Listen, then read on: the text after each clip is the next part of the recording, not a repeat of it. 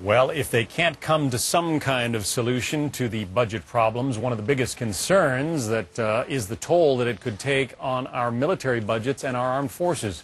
Nearly $500 billion would be cut from the military budgets, making for the smallest Army and Marine forces in more than a decade, and the smallest independent tactical air force since 1947. Jennifer Griffin's been crunching the numbers. She's live at the Pentagon with the latest. Jennifer? Hi, John. Well, House Armed Service Committee Republicans have prepared a memo about just how devastating they say the defense cuts would be if the super committee fails by the Thanksgiving and then December deadline. They say that nearly 200,000 soldiers and Marines would be cut, expect at least 25% of the civilian workforce to be furloughed, at least 200,000 jobs. Large impacts would be felt in Virginia, Texas, and California. The national unemployment rate is already 9%. Unemployment rate for Iraq and Afghan vets is now 22%. For wounded vets, 41%. Such cuts to the defense budget would cause the national unemployment rate to rise significantly. The Pentagon and even Democratic members of the Armed Services Committee say sequestration is a sword of Damocles hanging over the Pentagon. The fiscal year 2013 budget request is already 10% lower than this year's budget. Here's Defense Secretary Leon Panetta's warning last week.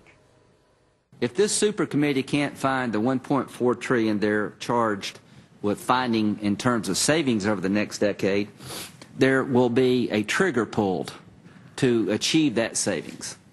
And $600 billion will come out of the Defense Department. If we pull that trigger, would we be shooting ourselves in the foot? We'd be shooting ourselves in the head. If the super committee fails, the number of Army battalions will go from 100 to 60. The number of Navy ships will go from 288 to 238, a reduction of 2 aircraft carrier battle groups. The Air Force would lose more than 400 fighter jets and about 34 strategic bombers. House Armed Services Committee Chairman Buck McKeon has warned that if these cuts go into effect, that we might have to consider reinstating the draft. John? And we're talking about the cuts that are on the horizon if the super committee doesn't come to some kind of an agreement. There's that shorter-term continuing resolution fight in Washington over FEMA funding that's due at the end of the month. That's a different issue.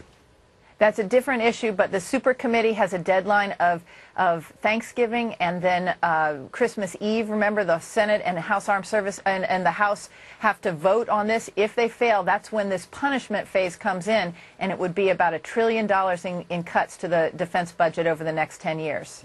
Jennifer Griffin at the Pentagon. Thanks, Jennifer.